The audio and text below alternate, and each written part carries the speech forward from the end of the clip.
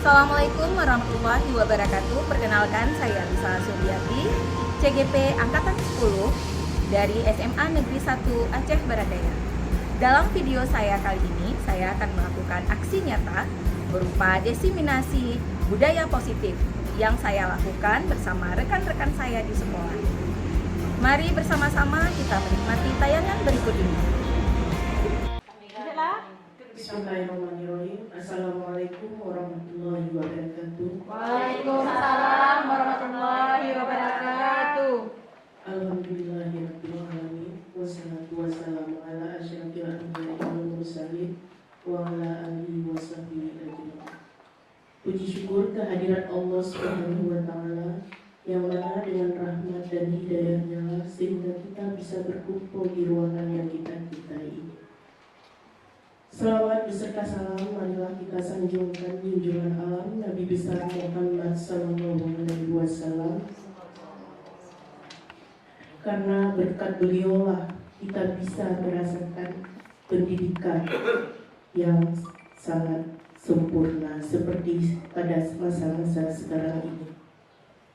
Yang saya hormati Kepala Sekolah SMA Negeri 1 Aceh Baradaya yang diwakili oleh Bapak Irfan Mulyadi, yang saya hormati Wakil Kepala Sekolah SMA Negeri 1 Aceh Baradaya, yang saya hormati Bapak Ibu Guru SMA Negeri 1 Aceh Baradaya.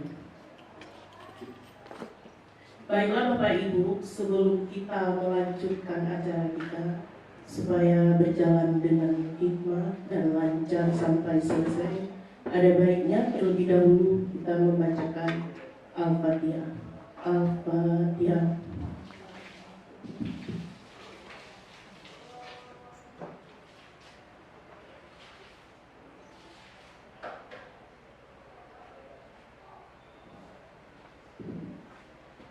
Baiklah Bapak Ibu, acara selanjutnya kepada Bapak Ibu Dewan Guru, mohon berdiri semua. Kita akan menyanyikan lagu Indonesia Raya.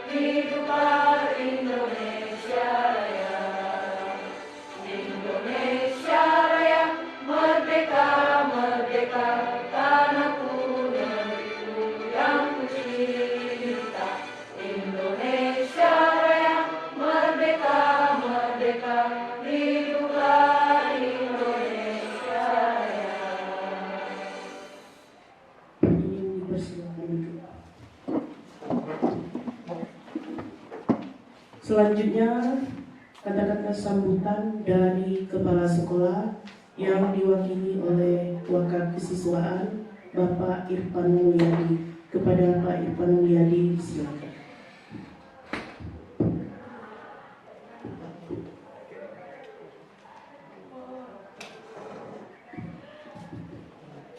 Assalamualaikum warahmatullahi wabarakatuh. Waalaikumsalam warahmatullahi wabarakatuh. Alhamdulillahillazi amana bi nikmatil iman wa islam. Wassalatu wassalamu ala asrofil anbiya wal mursalin wa ala alihi wa sahbihi ajma'in.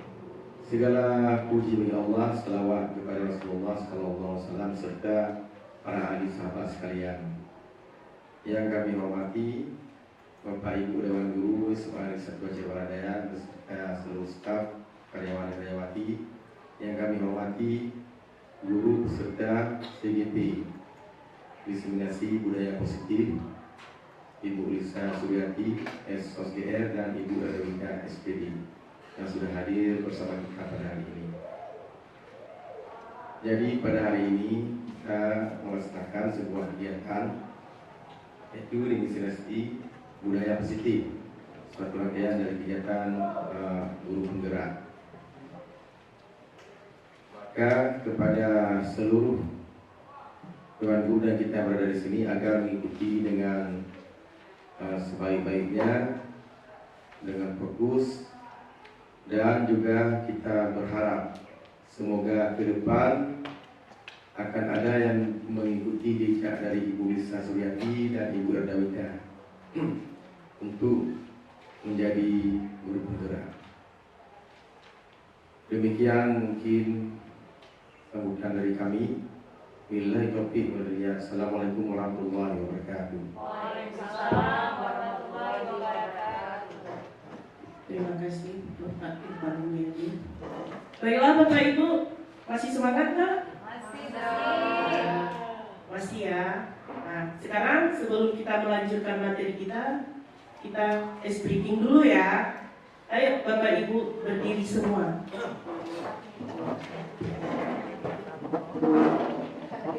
Nah, speaking kali ini itu tentang tepuk tangan. Tepuk tangannya ada tepuk tangan 1, 2, 3, 4, dan 5. Niat Bapak Ibu dan nanti tolong diikuti ya. Tepuk tangan 1, tepuk tangan 2, tepuk tangan 3, tepuk tangan 4, tepuk tangan 5. Pinter ya, ini kita ulangi sekali lagi. Ada yang sampai Ya, kita ulangi sekali lagi. Kalau Tepuk. ntar Bu, kalau 4 2 sini, Iya, 2 sini ya. iya. Kalau 5 1 di atas. 5 di atas sekali. Nanti kalau 5 kayak gini, 1, 2, 3, 4. Oke. Tapi yang kencang ya. Oke. Nah, nanti kalau serentak bagus sekali nanti. Ya. Tepuk tangan 1, tepuk tangan 2, tepuk tangan 3, tepuk tangan 4, tepuk tangan 5, tepuk tangan 5 2 kali. Hore, tepuk tangan. Ya benar kita udah lebih ya. Lebih. Jadi saya yakin Bapak Ibu udah mulai semangat lagi ya. Udah semangat kan, udah ceria lagi saya lihat. Nah sekarang baiklah Bapak Ibu, kita akan mendengarkan presentasi tentang diseminasi budaya positif. Ya, ini diseminasi budaya positif ini akan dipresentasikan oleh kawan saya Ibu Lisa Suryati. Kepada Ibu Lisa Suryati kami persilakan. Terima kasih Ibu Erda. Alhamdulillah jumpa lagi di kegiatan kalau kita di JGP yang ini yang kedua ya. Yang kedua alhamdulillah setelah yang pertama kemarin kita ada pengembangan visi misi. Hari ini kami berdua dengan Ibu Erda akan melakukan diseminasi budaya positif. Baik. Sebelumnya izinkan terlebih dahulu saya membawakan sebuah pantun. Pergi ke sungai memancing ikan. Ikan kecil, ikan arwana. Salam sapa saya ucapkan. Assalamualaikum hadirin semua. Waalaikumsalam. Bisa cantik. Terima kasih. Oke, baik Bapak Ibu, hari ini kegiatan kami yang merupakan rangkaian dari pendidikan guru penggerak ini adalah melakukan aksi nyata, dan ternyata aksi nyatanya benar-benar harus nyata, yaitu melakukan diseminasi budaya positif. Nah, kita pasti sudah sangat-sangat sering ya mendengarkan budaya positif, terutama di akhir-akhir ini. Ya. Sebelumnya juga sudah, tetapi sepertinya paling gencar itu budaya positif ini kita dengarkan adalah beberapa kurun waktu terakhir ini. Sangat-sangat gencar untuk digembar-gemborkan. Nah, pada hari ini kami berdua berkolaborasi berusaha untuk menyampaikan kembali, mengulang kembali apa yang mungkin sudah pernah kita dapatkan sebelumnya. Kemudian apa yang juga kami dapatkan selama kami menjalani pendidikan guru penggerak ini. Jadi kita di sini saling berbagi, tidak ada maksud sedikit pun dari kami berdua di sini untuk menggurui Bapak Ibu, tidak sama sekali. Tapi di sini benar-benar kita ingin berbagi pengalaman apa yang kita dapatkan pada saat pendidikan guru penggerak. Dan ternyata pengalamannya itu sangat luar biasa. Kalau kami simpan sendiri, sayang rasanya. Maka pada hari ini kami melakukan bagi-bagi apa yang sudah kami peroleh.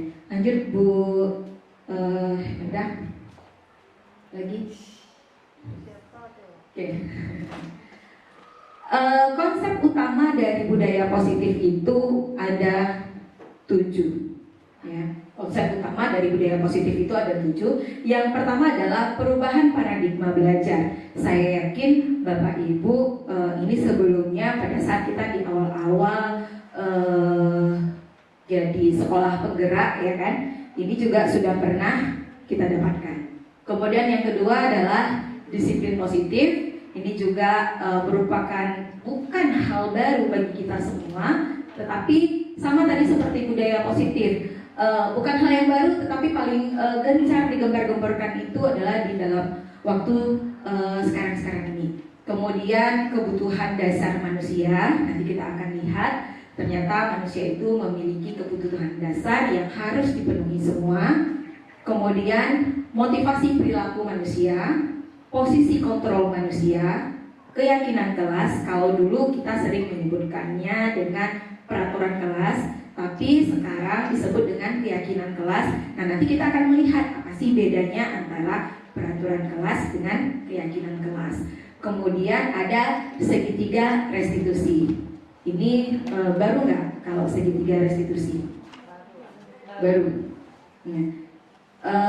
Kalau sebelumnya yang kita kenal itu adalah hukuman atau sanksi, kemudian dilanjutkan dengan konsekuensi. Ternyata ada konsep yang ketiga yaitu segitiga restitusi. Nah, nanti kita akan melihat satu persatu kira-kira segitiga restitusi itu seperti apa. Bahkan Bu Erda kemarin sudah membuat video dan sudah tayang di YouTube mengenai segitiga restitusi.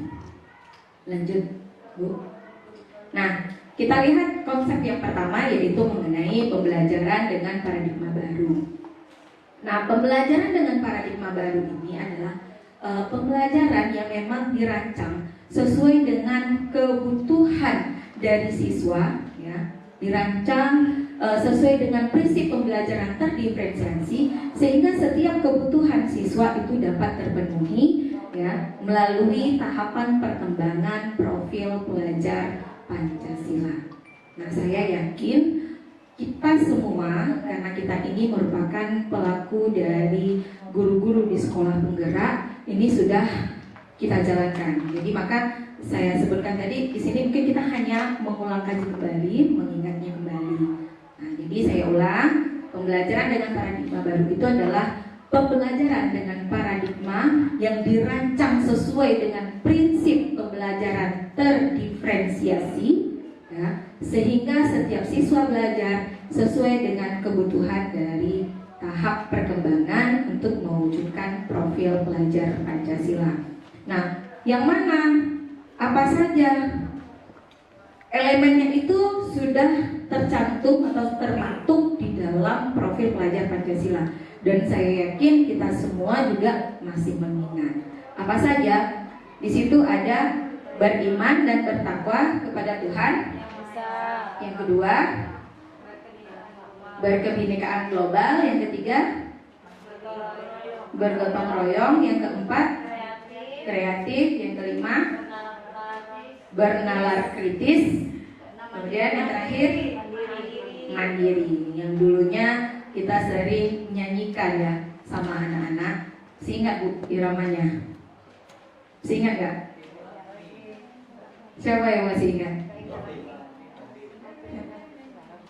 Pelajar Pancasila, beriman dan bertakwa pada Tuhan Yang Esa dan berakhlak mulia, berkebinekaan global, gotong royong mandiri, kreatif dan bernalar kritis. Masya Allah cantiknya suara saya. Nah, biasanya dipuji-puji gak dipuji sendiri-sendiri aja. Nah, ini kan sudah kita laksanakan sehari-hari ya Bapak Ibu ya. Sudah kita laksanakan sehari-hari. Oke, lanjut Bu Erda.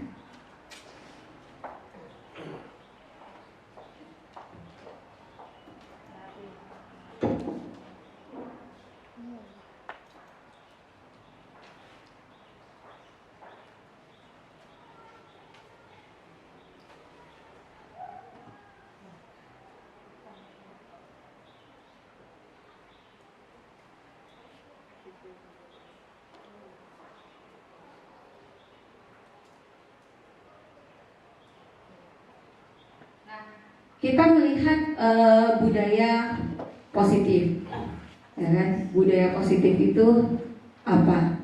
Nah, budaya positif itu merupakan suatu pembiasaan yang bernilai positif, ya, dan mengandung sejumlah kegiatan yang mampu menumbuhkan ya kesadaran murid, ya. Dan budaya positif itu perlu kita bangun di dalam kelas. Jadi kita mulai dari dalam kelas.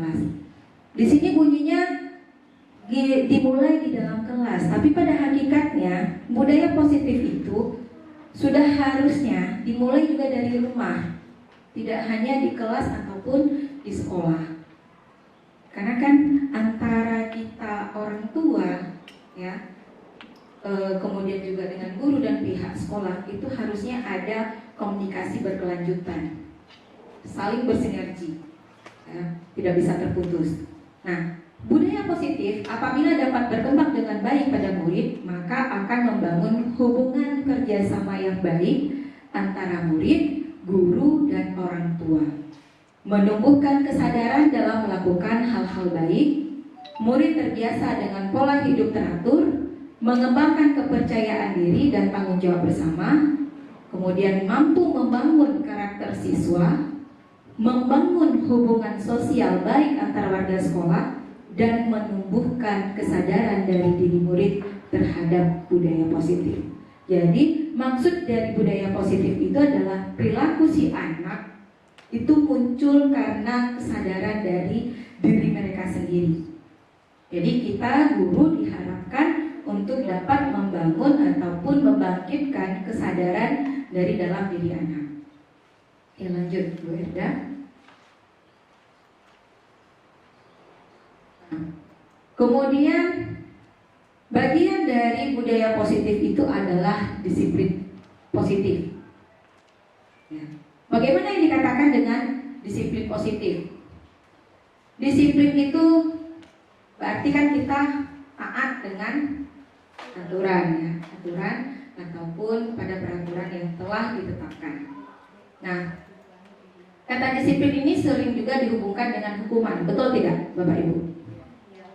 Kata disiplin sering kita sandingkan dengan kata hukuman. Kenapa? Pada saat si anak tidak disiplin, pasti kita akan memberikan hukuman. Sejauh ini pasti itu yang kita lakukan, ya kan? Itu yang kita lakukan.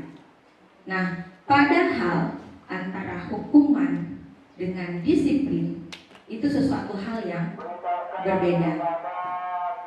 Disiplin itu harus muncul dari dalam diri si anak, bukan karena dia lakukan itu mungkin hanya karena supaya menghindari hukuman. Ada kan? Nah, ketidaknyamanan dia terhadap hukuman, maka dia berusaha patuh pada aturan yang telah ditetapkan. Ya. Lanjut. Nah, apa tujuan disiplin? Tujuan positifnya itu adalah agar terbentuk murid-murid yang berkarakter, seperti santun, jujur, peduli, dan memiliki karakter nilai-nilai kebajikan, sehingga profil pelajar Pancasila dapat tercermin. Nah, ini yang kita lihat tujuannya. Tujuannya itu adalah agar terbentuk murid-murid yang berkarakter. Tapi apabila kata disiplin itu selalu kita sandingkan dengan hukuman, ya, apakah bisa terbentuk karakter si anak? Belum tentu. Bisa jadi ya, bisa jadi tidak. Ya kan, bisa jadi ya, bisa jadi tidak. Kenapa? Karena disiplin dia tadi untuk menghindari ketidaknyamanan. Faktor X berarti ya kan, bukan dari dalam diri dia sendiri. Jadi pada saat dia berada di luar dari lingkungan tersebut, ya dia kembali pada dirinya apa? Ya nggak mau ngikutin aturan tersebut, nggak peduli dengan norma yang berlaku tersebut. Nah ini. Kemudian, ya di dalam disiplin positif yang harus kita lakukan adalah menerapkan nilai-nilai kebajikan universal. Dan ini nanti Bapak Ibu bisa melihat apa saja yang termasuk ke dalam nilai-nilai kebajikan universal. Sebenarnya itu sudah termaktub ataupun tersirat, bukan tersirat lagi, tetapi memang sudah jelas-jelas terkandung di dalam profil pelajar Pancasila. Elemen-elemen yang ada di dalam profil pelajar Pancasila itu merupakan nilai-nilai kebajikan universal. Kenapa disebut universal? Mau kita berada dimanapun, nilai-nilai ini pasti tetap berlaku sama, ya kan, berlaku secara umum, maka disebut sebagai nilai-nilai yang bersifat universal. Iya, lanjut Bu.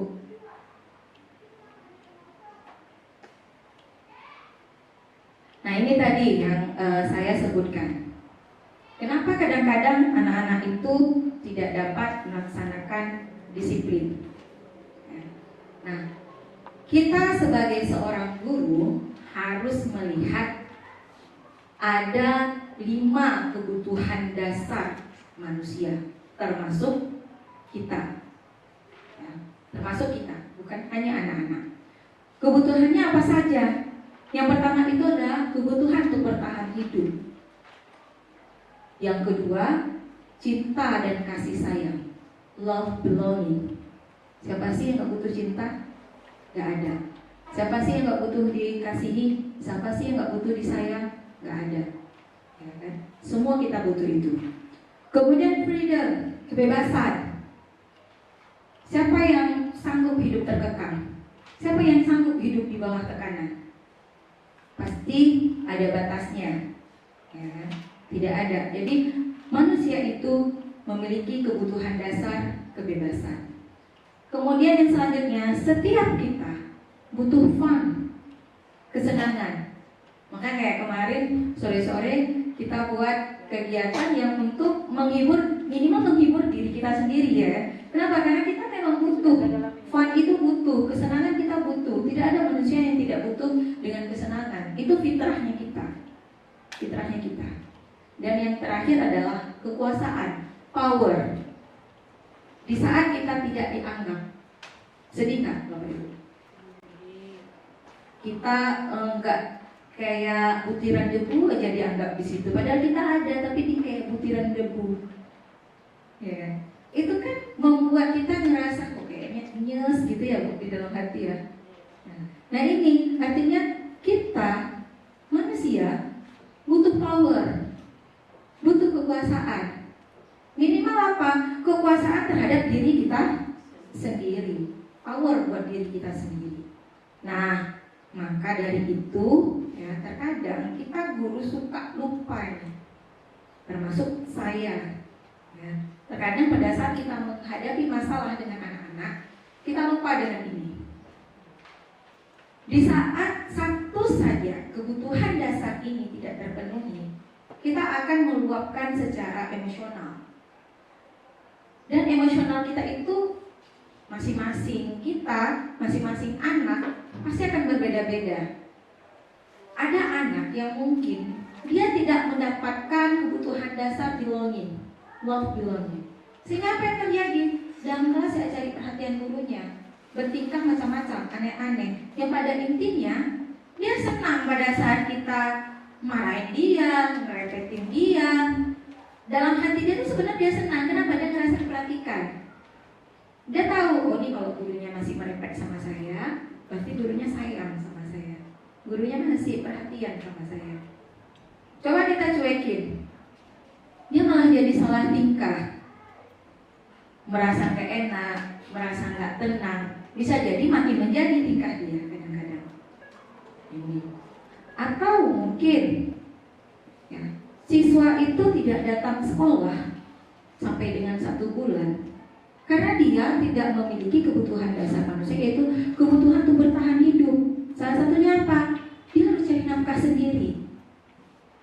Maka oleh karena itu, pada saat menghadapi sebuah masalah, sebuah kasus dengan siswa, ya, maka tilik dulu ini. Tidak bisa kita langsung menghakimi, menjudge. Kalau kita sudah melihat ini, maka kita akan berusaha mencari solusi secara bersama. Saya tidak mengatakan solusi sendiri, tetapi mencari solusi secara bersama. Kenapa? Ini kebutuhan anak orang, bukan anak kita. Kalau anak kita mungkin kita bisa mencari solusi oleh kita, ya kan? Tetapi ini ke anak orang, maka solusinya itu harus kita diskusikan bersama, tidak bisa kita sendiri. Kita harus berkolaborasi, baik itu dengan teman sejawat, dengan pejabat di atasnya, baik itu juga dengan orang tua si murid. Nah ini. Next lagi kita ulang ice breaking kita ya. Tapi ini harus melatih konsentrasi. Siap? Kalau saya bilang tepuk 1, nggak tepuk.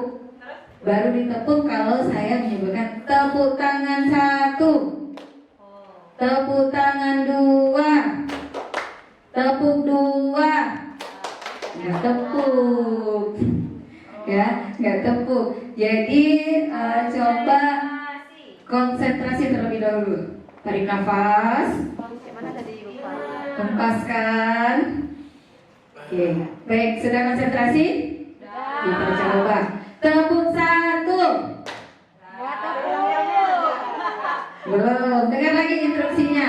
Kalau tepuk hanya kata tepuk, maka tidak ditepuk. Tapi kalau disampaikan tepuk tangan 1, ya, dengarkan abahnya baik-baik. Tepuk tangan 2, tepuk tangan 3, tepuk 1. Ada 1. Ya, ada tangan. Kita ulang sekali lagi. Mudah-mudahan ini sudah konsen semua. Tepuk tangan 2, tepuk tangan 1, tepuk 2. Oke, pintar, sudah konsentrasi semua. Baik Bapak Ibu, kita lanjutkan lagi ya. Kita lanjut sedikit lagi mengenai konsep disiplin dengan pendekatan sistem restitusi ya. Nah, restitusi itu merupakan sebuah cara untuk kita menanamkan disiplin positif pada murid. Itu.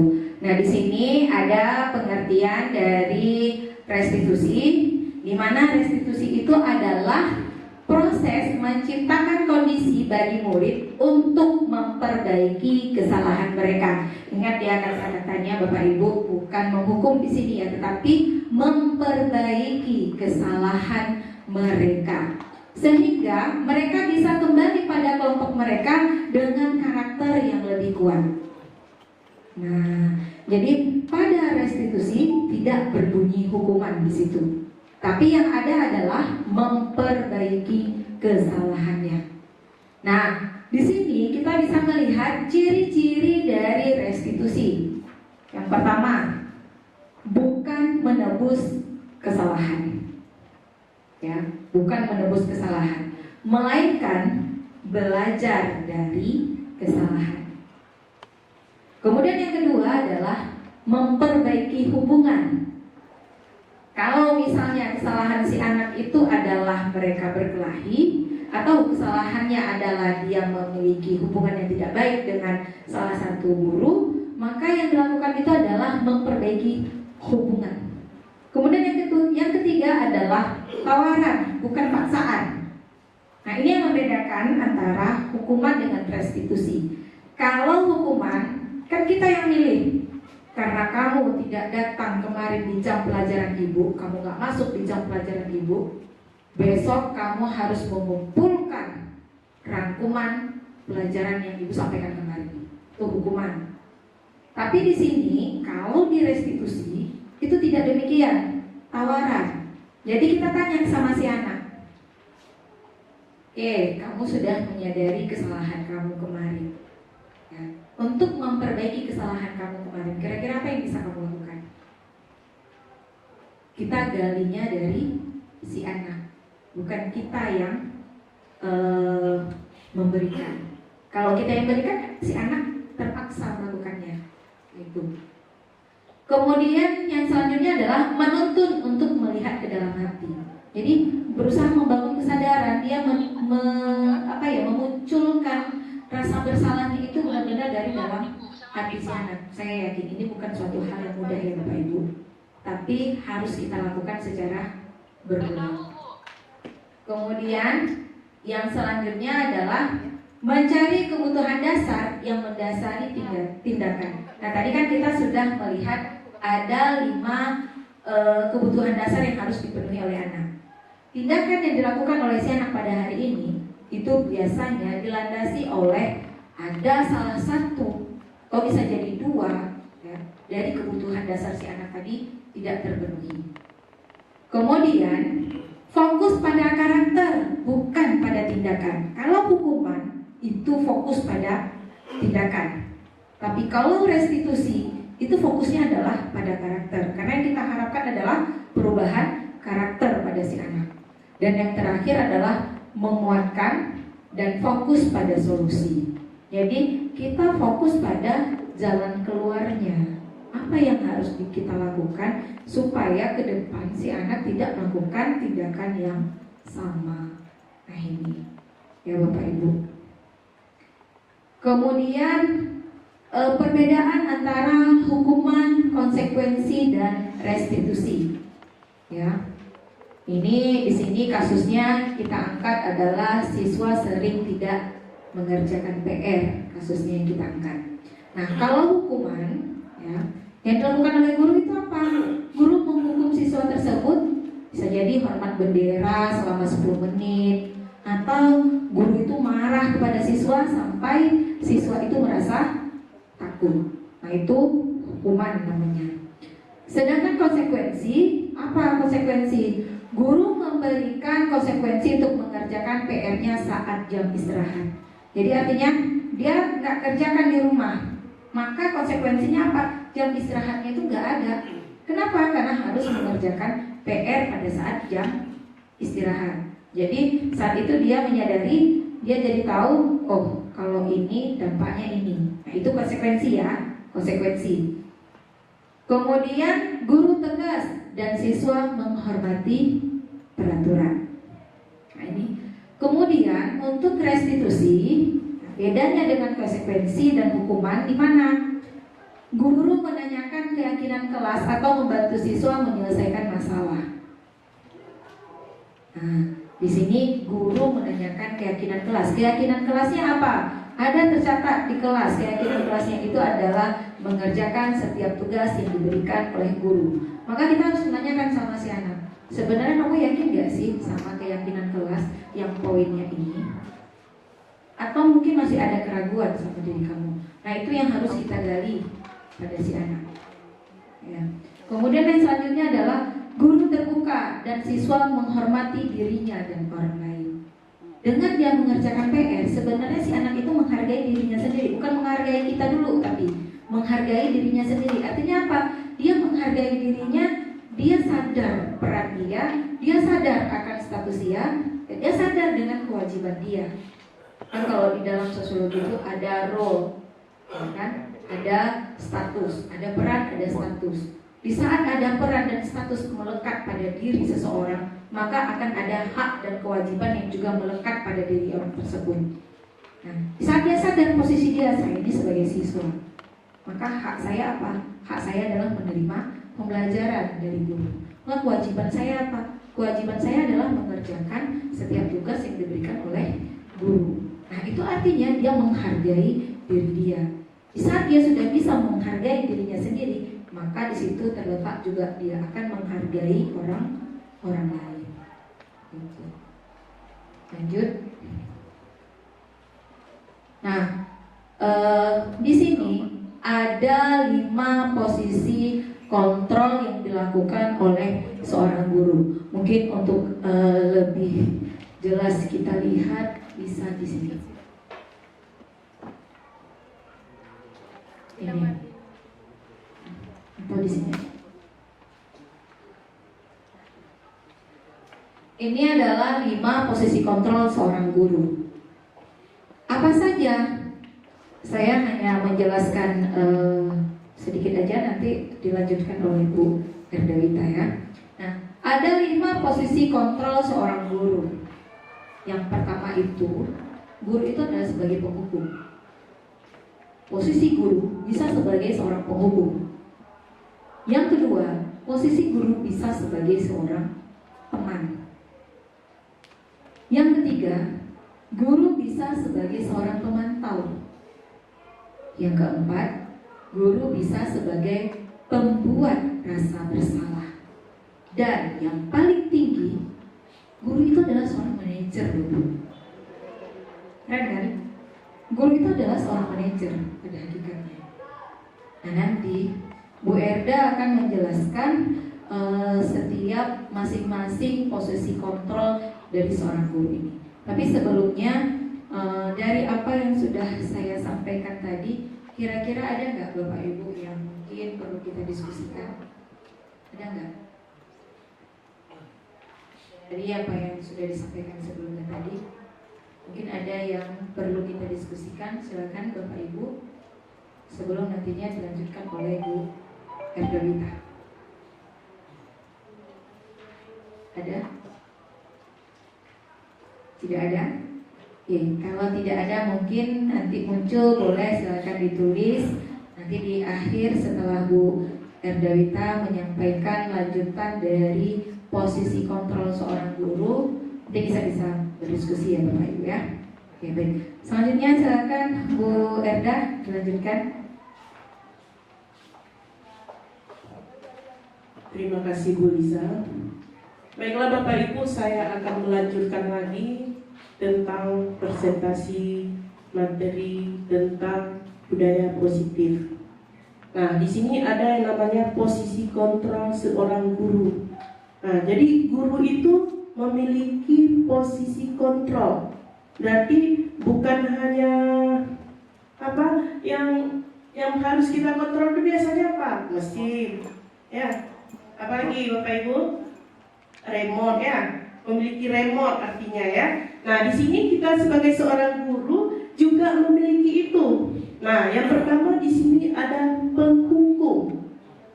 Nah, penghukum itu kalau kita dengar takut ya, agak takut. Nah, tidak semuanya penghukum itu negatif. Kadang-kadang penghukum itu adalah untuk siswa supaya dia lebih baik lagi. Nah, di sini kalau penghukum salah satunya tentang disiplin. Nah, disiplin itu kan kalau kita melakukannya pasti terbayang dengan kekerasan. Misalnya kalau terlambat datang ke sekolah, itu ganjarannya membersihkan WC. Nah, hukuman itu yang terbayang sama kita. Nah, tetapi itu enggak lagi Bapak Ibu. Nah, jadi hukuman yang sebenarnya yang bagaimana? Yang berdampak walaupun hanya dengan kata-kata, tetapi dia bisa membuat perubahan dan tidak mengulanginya lagi. Dan dia tahu apa tindakan kalau dia melakukan hal-hal yang dilarang di sekolah kita. Nah, selanjutnya sebagai teman. Ini kadang-kadang siswa kita memang membutuhkan kita seorang guru itu sebagai teman. Kadang-kadang ada siswa yang mengajak kita bercanda dan kita menganggap itu tidak sopan. Betul kan Bapak Ibu? Nah, kadang-kadang misalnya kalau ada tindakan yang tidak sopan, itu nggak mesti kita menghukum terus. Mungkin dia belum tahu sama sekali, ya. Tetapi kita cari cara bagaimana menyampaikan supaya dia tahu. Nah, kalau etika berbahasa dengan guru itu bagaimana? Nah, kalau berbahasa dengan teman-teman itu bagaimana? Ya. Nah, kadang-kadang guru itu juga sebagai teman curhat siswa. Ya, Bapak Ibu ya. Apalagi kalau guru bimbel, itu memang teman curhat semua siswa yang ada di sekolah. Nah, kemudian supaya siswa itu percaya, misalnya kita kan sudah diajak sebagai temannya, teman dekatnya. Nah, tetapi kepercayaan itu jangan kita hilangkan. Nah, misalnya dia sudah curhat sama kita, terakhir kita beberkan. Nah, nanti dia nggak percaya lagi sama kita. Ya, kalaupun kita sampaikanlah itu dengan secara yang tidak membuli anak tersebut. Ya, nah, kemudian guru juga harus mengetahui, ya kan, misalnya ada siswa kita melakukan hukuman, melakukan kesalahan. Nah, kesalahan itu boleh kita sampaikan ke guru supaya guru juga tahu. Nah, tapi caranya bagaimana? Jangan sampai nanti kita kasih tahu namanya. Saya rasa Bapak Ibu pasti bisa, ya. Nah, Atau Bu Erna kadang-kadang pernah tuh, saya ini lagi gotong royong ya di kelas, terus ibu berucap seperti ini, ayo anak bersihin kelas, nanti ibu buang kasar, anaknya marah loh sama ibu kalau nggak dibersihin. Nah, itu sebenarnya kita sudah berposisi sebagai teman kan, ya, berposisi pada posisi teman dengan anak. Pernah nggak kita ucapkan seperti itu? Sering ya, sering. Kalau kita sadari sebenarnya kita sering, dan itu artinya kita sudah mengambil posisi kontrol seorang guru sebagai teman. Nah, sekarang pemantau.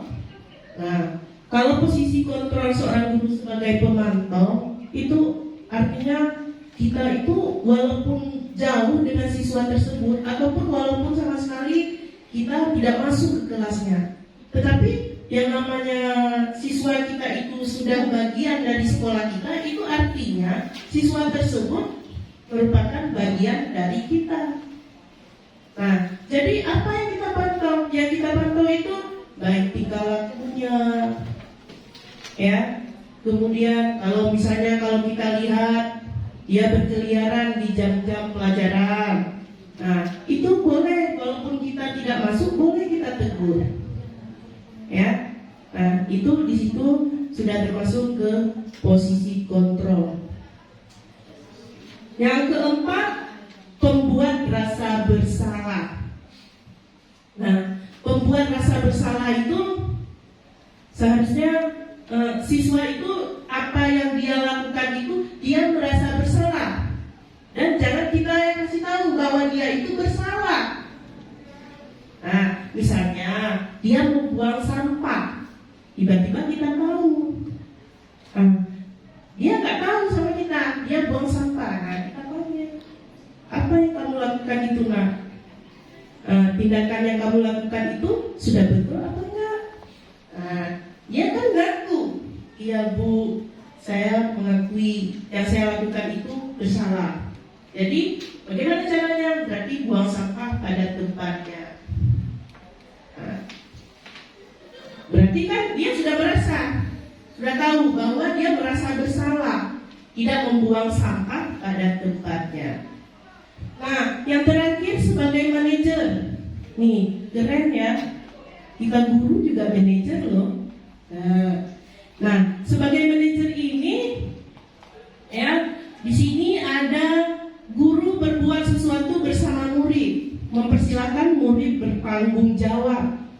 perilakunya dan mendukung murid agar dapat menemukan solusi atas permasalahannya sendiri. Nah, kemudian posisi manajer itu mengacu pada restitusi yang dapat menjadikan murid sebagai manajer bagi dirinya sendiri, sehingga tercipta identitas positif berhasil pada diri murid. Nah, selanjutnya Bu. Nah, di sini ada keyakinan sekolah atau keyakinan kelas. Nah, keyakinan kelas itu kalau dulu kesepakatan ataupun peraturan yang kita lakukan. Nah, setiap kelas itu kan ada aturan-aturannya. Nah, misalnya piket petugas harian, ya. Petugas harian itu misalnya Senin sampai Sabtu itu kan sudah kita bagi. Nah, nanti kadang-kadang sudah kita bagi itu artinya harus bekerja sama. Nah, tetapi mereka membagi lagi. Nah, kamu bagian buang sampah, saya bagian nyapu, saya bagian angkat kursi. Nah, itulah. Nah, di sini guru berperan dalam mewujudkan terbentuknya keyakinan sekolah kelas dengan adanya kesepakatan antara guru dan murid. Ya, itulah seperti yang saya katakan tadi contohnya. Ya. Nah, berarti kesepakatan guru dengan murid. Nah, misalnya kesepakatan sekolah kita, rambut itu harus 3 cm. Nah, jadi siswa itu sudah tahu dia, memang itu kesepakatan sekolah kita. Dan tujuan kita itu bukan untuk membuli siswa, menghukum siswa. Kita mau yang terbaik kan untuk siswa kita. Nah, jadi bisa kita lihat antara siswa kita dengan siswa sekolah lain itu ada bedanya di segi rambut. Nah, itu salah satu keyakinan sekolah. Nah, selanjutnya banyak ya tentang sepatu. Sepatu kan kita harus berwarna hitam, tidak berwarna-warni. Nah, saya rasa banyak peraturan sekolah kita. Peraturan-peraturan yang dibuat itu bukan sebagai hukuman, tetapi untuk melatih siswa dan untuk menuntun siswa kita supaya bisa lebih baik lagi. Selanjutnya keyakinan sekolah. Guru yang berperan sebagai manajer.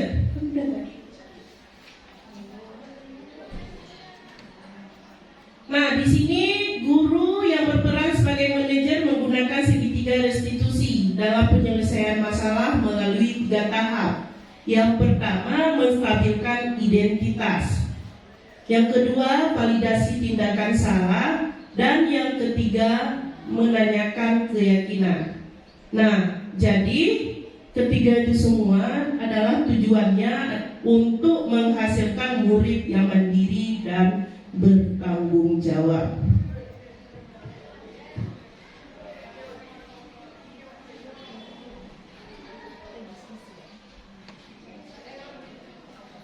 Restitusi. Nah, apa yang Bapak Ibu lihat itu?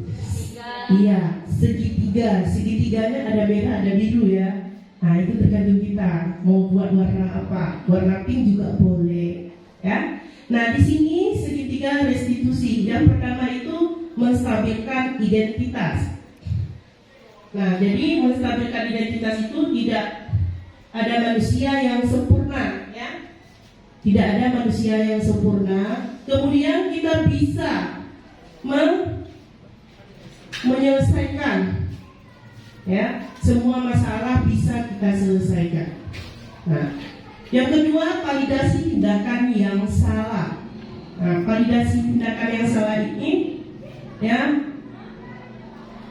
kita pasti punya alasan ya, mengapa melakukan hal itu. Nah, kemudian padahal kamu bisa melakukan yang lebih buruk dari ini, ya. Kemudian nomor 3, menanyakan keyakinan. Nah, menanyakan keyakinan di sini, apa nilai-nilai umum yang telah kita sepakati bersama.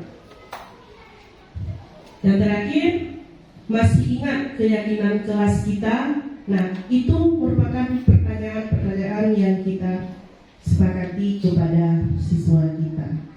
Oke, mungkin Bu Irda saja menambahkan di dalam segitiga restitusi tadi kan di tahapan pertama Bu Irda sudah menjelaskan menstabilkan identitas, ya kan, menstabilkan identitas di sini dan artinya kita berharap pada saat si anak berhadapan dengan kita berusaha membuat dia tenang terlebih dahulu, menghilangkan rasa takutnya, ya kan. Jadi kita membuat dia lebih rileks. Jadi caranya bagaimana? Itu tadi dengan mengajukan pertanyaan-pertanyaan ringan yang membuat dia tidak merasa tertekan. Kemudian yang selanjutnya adalah memvalidasi tindakan yang salah.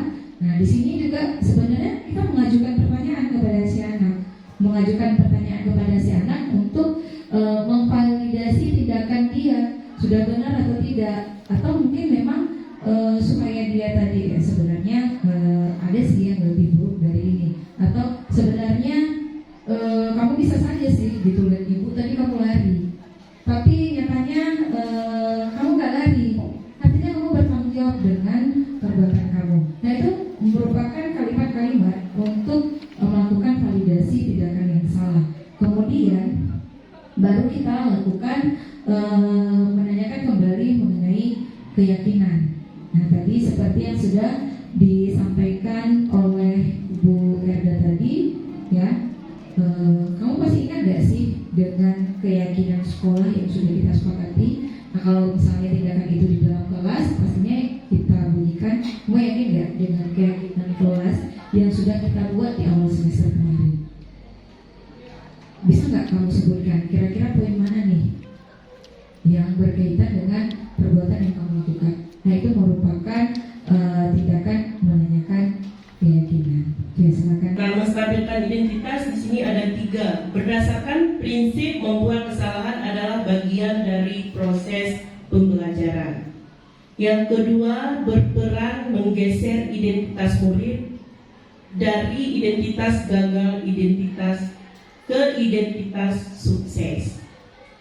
Selanjutnya, jangan mengkritik murid yang sedang mengalami identitas gagal. Ya.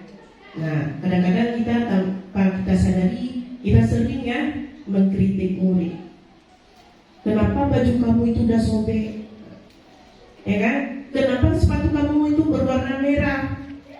Nah, tapi kita harus menanyakan dulu secara bagus apa kesalahan dia. Nah, nanti dia mengakui, kemarin hujan Bu, makanya saya pakai sepatu berwarna merah. Sepatu berwarna hitam sudah basah. Nah, itu mungkin kita terima. Nah, nanti kalau terus-terusan kembali lagi kepada keyakinan kelas kita ataupun sekolah kita. Nah, selanjutnya ajukan pertanyaan. Nah, di sini ada beberapa pertanyaannya ya. Yang pertama, membuat kesalahan sesuai yang wajar. Sesuatu yang wajar. Selanjutnya, manusia tidak ada yang sempurna. Kita tidak ada yang sempurna, kecuali yang sempurna itu hanyalah milik Allah Subhanahu wa Ta'ala. Ya.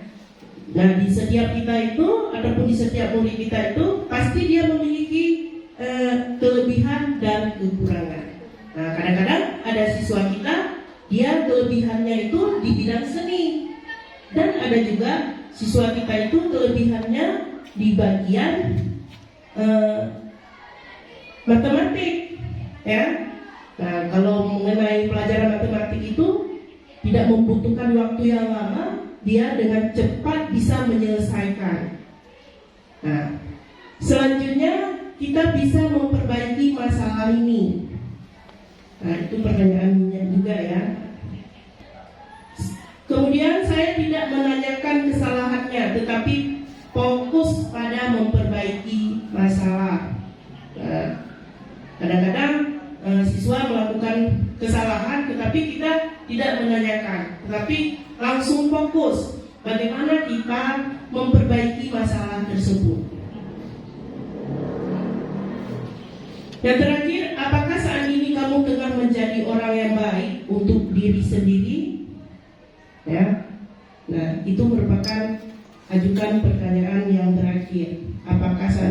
kamu tengah menjadi orang yang baik untuk dirimu sendiri. Nah, itu ya Bapak Ibu ya.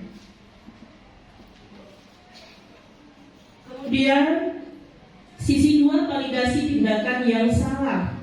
Nah, di sini ada berdasarkan prinsip setiap perilaku berupaya memenuhi suatu kebutuhan tertentu. Kemudian guru akan bergeser dari pemikiran stimulus, respon menjadi proaktif. Kemudian mengenali dan mengetahui kebutuhan murid. Murid ini dapat memperbaiki hubungan dengan murid. Kemudian pernyataan atau pertanyaan disampaikan dengan nada suara tidak menghakimi atau memojokkan siswa. Nah, ajukan pertanyaan. Nah, di sini ada kamu bisa saja bertindak lebih gegabah lagi dari ini. Kamu bukan melakukannya tanpa suatu alasan tertentu. Kemudian kamu melakukannya karena mempertahankan sesuatu yang penting bagimu. Dan yang terakhir, mungkin kamu bisa mempelajari suatu perilaku baru yang lebih efektif. Bersediakan kamu mempelajarinya. Kemudian sisi ketiga, meyakinkan keyakinan. Nah, di sini ada teori kontrol menyatakan bahwa pada dasarnya kita termotivasi secara intrinsik. Kemudian saat berperilaku setelah divalidasi dan identitas sukses telah stabil, maka murid telah siap mengaitkan keyakinannya dengan tindakan yang salah. Kemudian ajukan pertanyaan. Nah, di sini ada sebagai keluarga atau kelas apa yang kita yakini. Kemudian nilai-nilai apa yang telah kita sepakati. Selanjutnya, seperti apa gambaran sebuah kelas yang ideal bagi kamu. Dan yang terakhir, kamu ingin menjadi apa tadi Ustaz? Kamu ingin menjadi orang yang seperti apa? Nah, itu merupakan ajukan pertanyaan tentang sisi 3 menanyakan keyakinan, ya, itu mengenai restitusi. Oke, baik Bapak Ibu, saya tegaskan ataupun ingatkan sekali lagi bahwa restitusi itu terkadang kita lakukan berulang-ulang sudah. Kita sudah melakukan berulang-ulang, tetapi ada siswa yang belum ada kita lihat perubahan. Contoh misalnya telat sampai ada yang 5 kali, 10 kali, itu kan lumrah ya kita lihat pada siswa kita. Nah, apa yang harus kita lakukan pada siswa yang sudah kita lakukan restitusi secara berulang? Yang dapat kita lakukan itu adalah kembali ke konsekuensi. Kembali ke konsekuensi. Tadi kan ada hukuman, ada konsekuensi, ada restitusi. Apabila restitusi itu sudah kita lakukan secara berulang-ulang, maka bisa kita kembali ke konsekuensi. Mungkin memang si anak butuh dengan konsekuensi. Bukan berarti kita abaikan begitu saja. Nah, baik Bapak Ibu, dari awal tadi kita sudah membahas mengenai budaya positif. Nah, di akhir penyampaian kita berdua pada hari ini, kita bisa menarik sebuah kesimpulan. Yang pertama adalah kita sebagai guru memiliki 5 posisi kontrol. 5 posisi kontrol.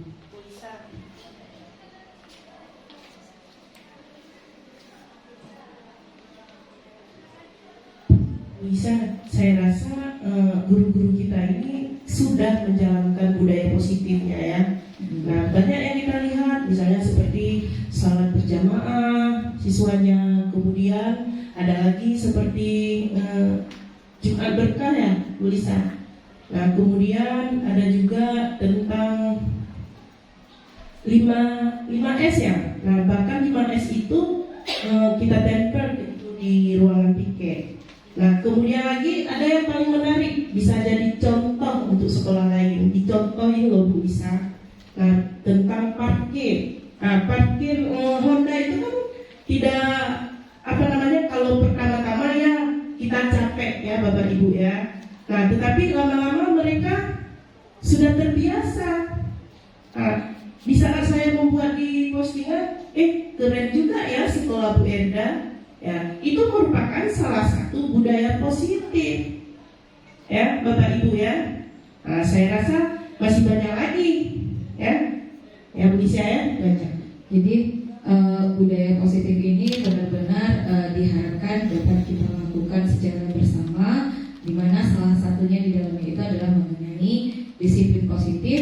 Kemudian tadi ada penyelesaian masalah dengan melakukan segitiga restitusi. Nah, ini diharapkan budaya positif yang benar-benar bisa kita laksanakan sehari-hari. Kemudian dari 5 posisi kontrol kita guru, kita berharap kita tidak berada di posisi yang paling rendah, yaitu sebagai penghukum. Karena kalau penghukum itu kita tidak menanyakan dulu kenapa si anak ini membuat masalah, tidak menggali terlebih dahulu, ya kan, tetapi langsung memberikan hukuman, ya kan. Misalnya nih kayak datang dengan sepatu tidak sesuai dengan aturan sekolah, kita langsung ambil sepatu, ya kan. Nah, itu berarti posisi kita masih di penghukum. Tapi usahakan sekarang posisi kita berada di posisi manajer, ya, di posisi manajer. Itu adalah posisi kita sebagai guru yang paling tinggi ya Bu Erda ya, posisi kontrol yang paling tinggi.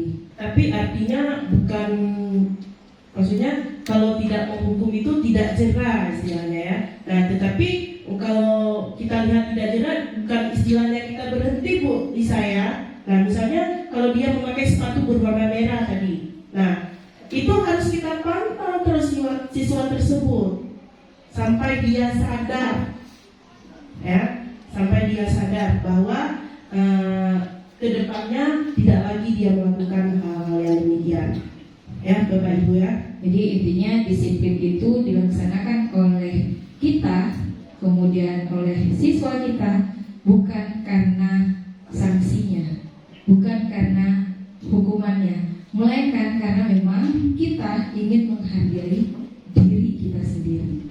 Ya, itulah posisi paling tinggi, baik itu kita sebagai guru dan juga siswa. Oke, mungkin dari kita berdua itu saja yang bisa kita sampaikan. Kalau mungkin memang ada yang ingin kita diskusikan, tanya jawab, dipersilakan Bapak Ibu, ada tidak? Ada Bu. Oke, ya, terima kasih.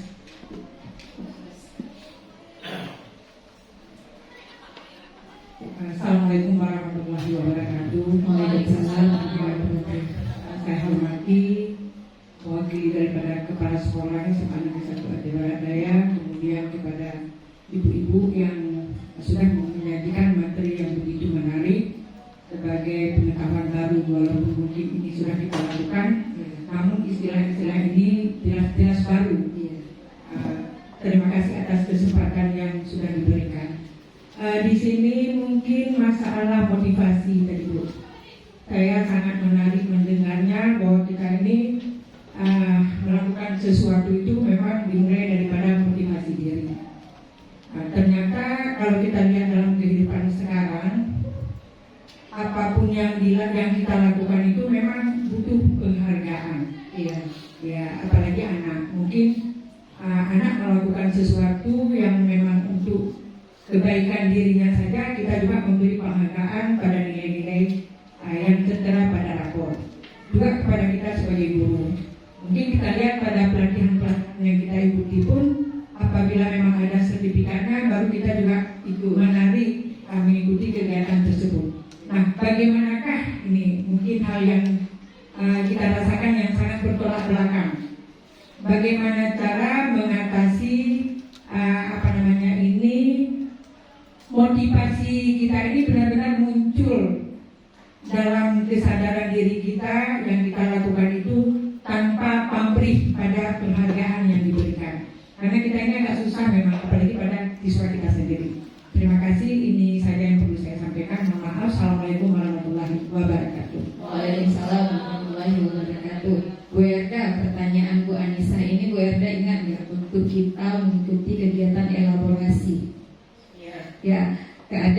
salah satu anggota CGP juga yang menanyakan pertanyaannya itu sama dengan pertanyaan Bu Anissa. Ya, saya masih ingat seperti dilema ya Bu ya, dilema. Satu sisi anak itu pada saat kita tidak memberikan penghargaan, dia kayak ngerasa, oh gitu sih kita udah buat kayak gini, tapi kok nggak ada penghargaan sedikit pun. Ya ada rasa seperti kurang lengkap ya kurang lengkap. Satu sisi penghargaan itu penting. Saya ingat Pak Miswar juga kemarin pada saat kita di Rukol juga demikian ya Bu Erda. Penghargaan satu sisi itu penting. Satu sisi juga terkadang penghargaan ini bisa mematikan rasa, ya kan? Seperti yang Ibu sampaikan tadi, jadinya kita mati kreativitas. Kalau ada sertifikat, baru ikut pelatihan. Kalau tidak ada sertifikat, oh enggak, kalau ikut ngapain coba ngomong waktu katanya gitu kan. Nah, ini memang mindset yang tidak bisa kita ubah begitu saja, tidak bisa. Tetapi perlahan. Mungkin memang kita harus mengawali dengan penghargaan. Nah, tapi nantinya bisa kita kurangi secara perlahan. Kita kurangi secara perlahan, secara bertahap. Melalui apa? Melalui pemahaman kepada si anak bahwa apa yang kamu lakukan itu sebenarnya benar karena kamu perlu untuk diri kamu sendiri, bukan karena sesuatu yang ingin kamu dapatkan, ya kan? Karena di dalam sebuah hadis saya ingat juga dikatakan bahwa segala sesuatu itu tergantung, kamu akan memperoleh segala sesuatu itu tergantung dari niat apa yang kamu niatkan di awal. Kalau kita niat melakukan pelatihan ini, mengikuti pelatihan hanya sekedar untuk mendapatkan sertifikat, maka yakinlah hanya sertifikat yang akan kita dapatkan. Ilmu dari pelatihan itu tidak ada. Mungkin Bapak Ibu bisa merenungnya sendiri, meresapi, coba ingat-ingat ada berapa sertifikat yang sudah kita dapatkan dan berapa ilmu yang kita peroleh dari sertifikat yang kita dapatkan itu. Iya. Kenapa? Karena tujuan awalnya ya Bu Erda ya. Ya, tujuan awalnya. betul Bu Lisa. Seperti saya mengikuti CGP ini ya, pertama sekali memang sangat berat dan bahkan nggak bisa tidur membayangkan tugas-tugas yang saya kerjakan. Nah, pada akhirnya saya mengambil hal positif. Nah, banyak ilmu yang saya dapatkan. Buktinya saya sudah bisa buat tanpa loh, Bapak Ibu, sudah mahir. Pertama sekali itu saya cari tahu juga dari kawan. Gitu Bu ya. Hebat, Bu Erda sekarang juga sudah punya channel YouTube. Gara-gara CGP punya channel YouTube ya kan. Jadi tolong kawan-kawan subscribe. Nah ini, jadi benar seperti yang disampaikan oleh Bu Erda, terkadang seiring dengan waktu, ya kan, tujuan awal kita itu bisa berubah saat sudah kita jalani. Di awal mungkin tujuan saya mengikuti CGP ini karena permintaan Kepsek, ya kan, memenuhi permintaan Kepsek. Tapi seiring dengan berjalannya waktu, kemudian 2 bulan ini mengikuti setiap modul, terjadi perubahan tujuan pada diri saya.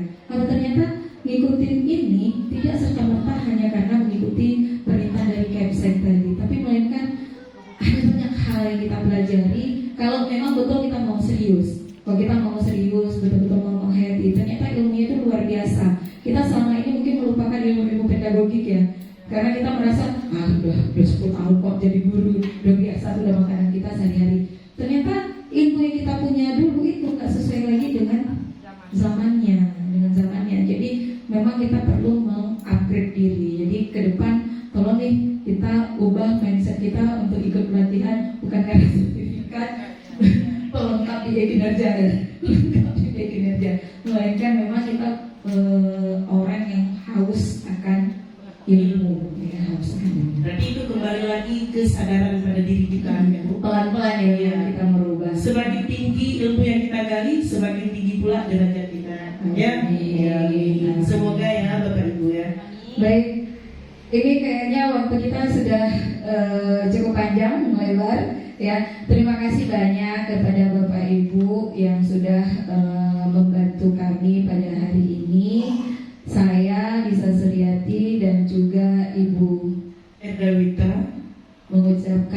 terima kasih dan undur diri dari kegiatan kita pada